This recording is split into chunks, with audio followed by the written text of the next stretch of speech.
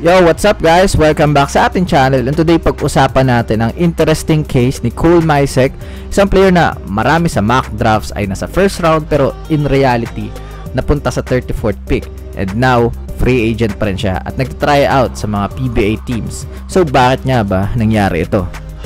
So a quick recap ng kanyang situation and journey. Drafted siya ng rain or shine sa 34th pick. Nag-practice na siya with them for 1 week pero nirelease agad kasi sobrang dami na ng guards ng Elasto Painters.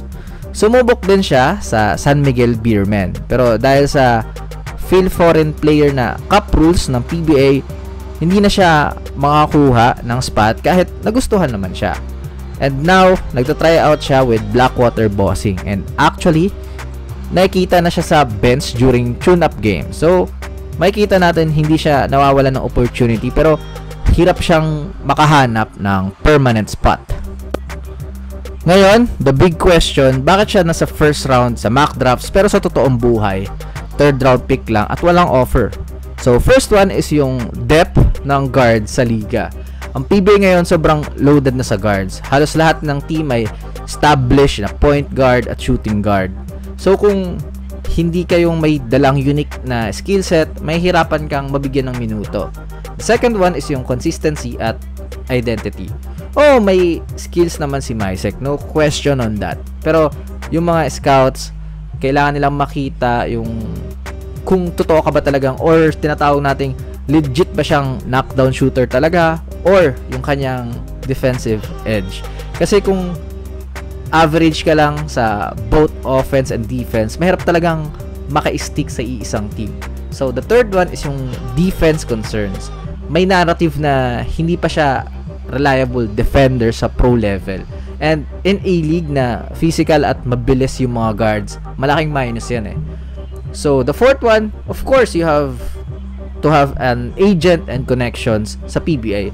Malaking bagay din yung may tama kang agent at networking. Kailangan mo ng representation na makakahanap ng tamang fit for you.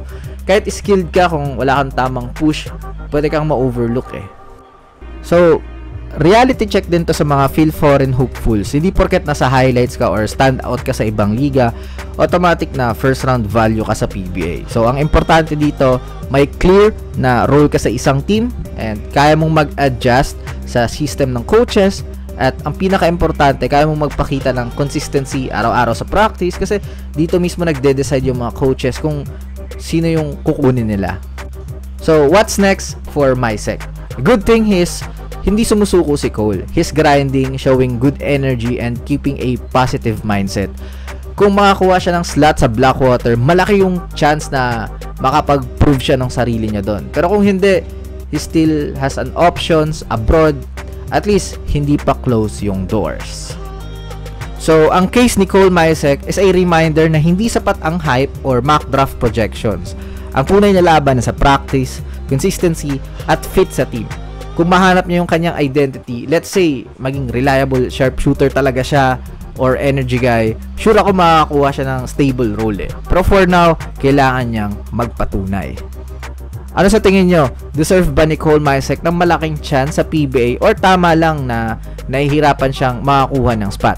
So, for me, siguro dapat terra firma yung nakadraft sa kanya kasi for sure mabibigyan siya ng offer eh. Kasi yung mga malayo nga nilang draftees is nagkaroon ng offer. So, it's just a matter of tawag doon yung perfect timing. So, kaya ba, let me know all your thoughts in the comment section below. Please like the video, mag-share at mag-subscribe. This is Agon Hoops. See you in the next upload. Bye-bye.